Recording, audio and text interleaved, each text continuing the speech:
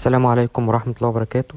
أصدقائي، جايب لكم خبر كويس ويهم كل الأهلاوية.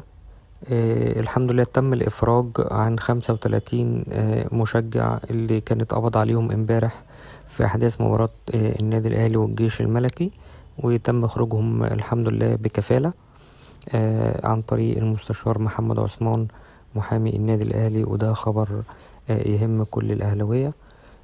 عندنا بعد كده بنقول ان اجمالي الصفقات اللي الاهلي عملها خلال الانتقالات الشتوية: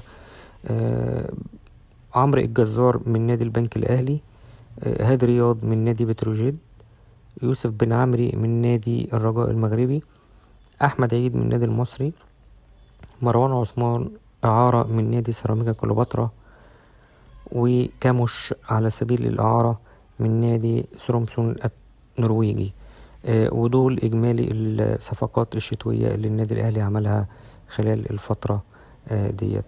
وما تنسوناش من اللايك والشير عشان نكمل معاكم إن شاء الله في القناة. والسلام عليكم ورحمة الله وبركاته.